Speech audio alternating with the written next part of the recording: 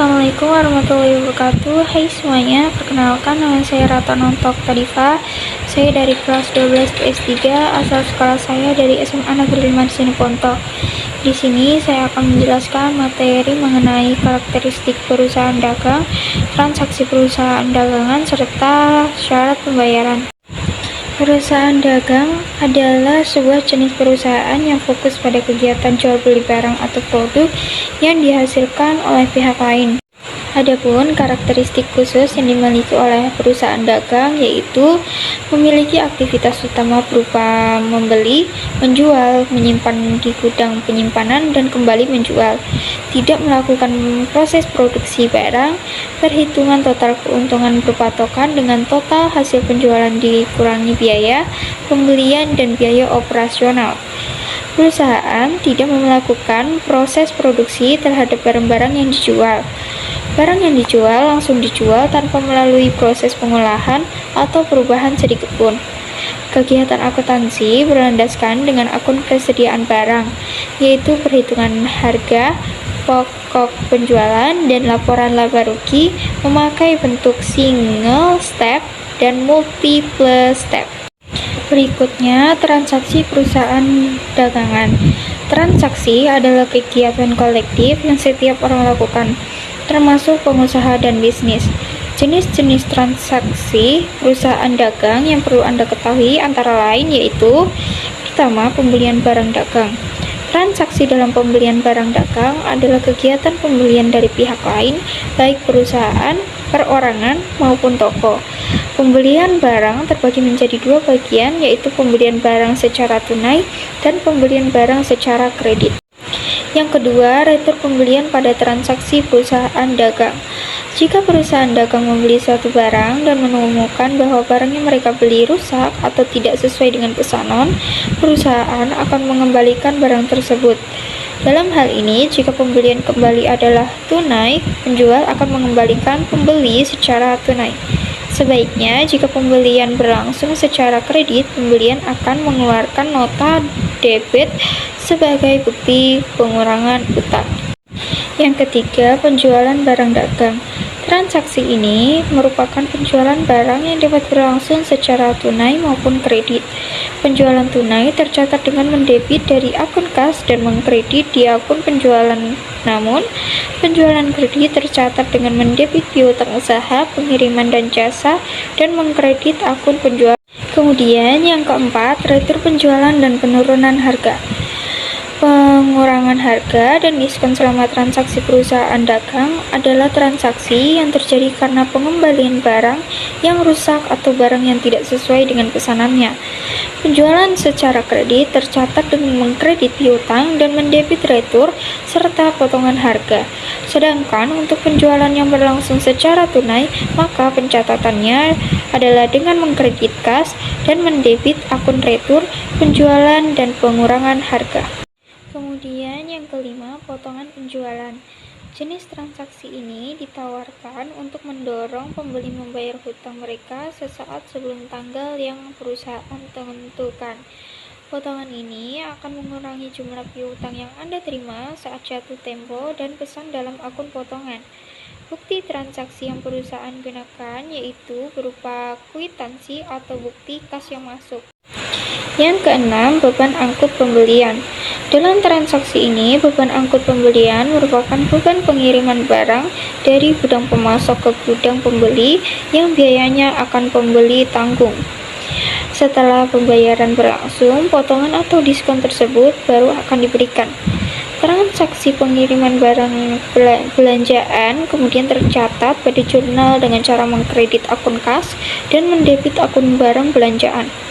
Oleh karena itu, penting untuk menggunakan aplikasi pendukung agar pembukuan yang Anda miliki tersusun dengan lebih rapi. Kemudian yang ketujuh, persediaan barang dagang. Jenis transaksi ini berfungsi sebagai bukti dalam pencatatan nilai persediaan barang dagangan pada suatu periode atau waktu tertentu. Persediaan ini merupakan salah satu jenis aset yang memiliki risiko tinggi, maka dari itu perusahaan perlu melakukan perhitungan dan pengontrolan barang dagangan secara teratur agar dapat mengatur manajemen aset dengan baik. Kedelapan, pembayaran utang. Jika suatu perusahaan terlilit hutang, maka Anda perlu membayar hutang tersebut kepada kreditur. Dalam hal ini, hutang yang sering perusahaan dagang bayar dan lunasi adalah hutang pembelian barang karena hal tersebut berlangsung secara kredit. Oleh karena itu, akan lebih baik apabila hutang tersebut perusahaan lunasi menurut kesepakatan bersama atau dilunasi sebelum tanggal jatuh tempo. Yang terakhir, penerimaan piutang transaksi perusahaan dagang.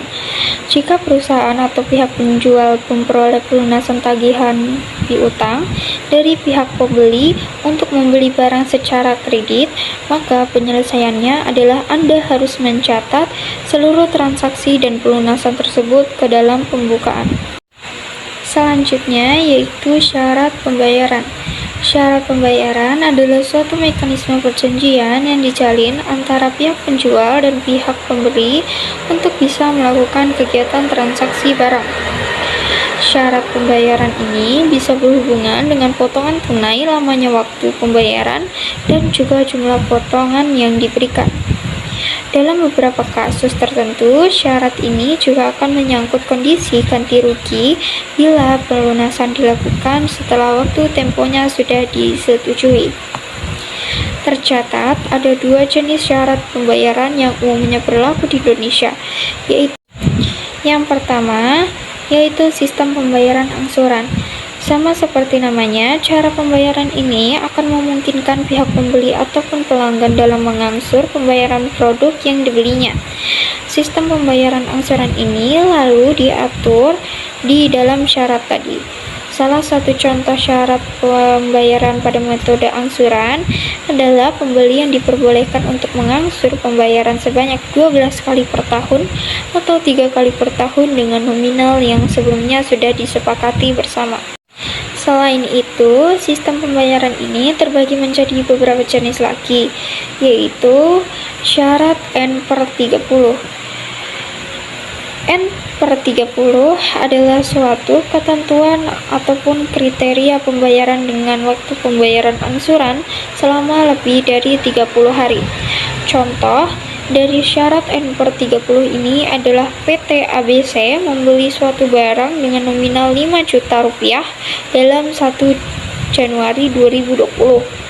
Maka PT ABC harus mampu melunasi pembayaran sebelum tanggal 31 Januari 2020. Syarat 2/10 N/30 merupakan suatu kriteria pembayaran dengan tanggal jatuh tempo selama 30 hari. Namun, bila pembeli harus mampu melunasi utangnya selama kurang dari 10 hari, maka akan memperoleh potongan seharga 2%. Jadi, semakin cepat lunas, maka harganya pun bisa semakin hemat. Contoh utama dari syarat 2/10 N/30 yaitu PT XYZ membeli produk senilai 5 juta rupiah. Tanggal fakturnya adalah di tanggal 1 April 2020 dengan syarat 2/10 N/30. PT XYZ harus bisa melunasi hutangnya sebelum tanggal 11 April 2020. Jadi, PT XYZ pun akan memperoleh diskon sebanyak 2%. Berikutnya yaitu syarat IOM atau end of month. Syarat end of month adalah suatu syarat kriteria pembayaran dengan adanya tanggal jatuh tempo pada waktu akhir bulan berjalan. Misal PT ABC membeli suatu produk di tanggal 1 Oktober 2020, maka tanggal jatuh tempo pembayarannya adalah tanggal 31 Oktober 2020. Berikutnya yaitu syarat IOM N/10 yang merupakan kriteria pembayaran dengan tenggat waktu pembayarannya adalah 10 hari setelah akhir bulan. Misal PT XYZ membeli suatu produk seharga 5 juta rupiah di tanggal 15 Agustus 2019. Maka PT XYZ harus berhasil melunasinya pada tanggal 10 September 2019. Lalu syarat IOM 2/10. Untuk syarat IOM 2/10 hanya bisa dilakukan dengan memberikan diskon bila dilunasi sebelum pada akhirnya jatuh tempo. Diskonnya adalah senilai 2% setelah 10 hari transaksi dilakukan. Yang kedua, sistem pembayaran tunai. Jika suatu perusahaan menerapkan syarat pembayaran tunai, maka pembeli pun harus bersedia untuk membayar sejumlah dana yang sudah disepakati ketika barang diserahkan. Setelah barang sudah diserahkan dan sudah dibayar, maka hubungan yang terjadi antara penjual dan pembeli akan berakhir.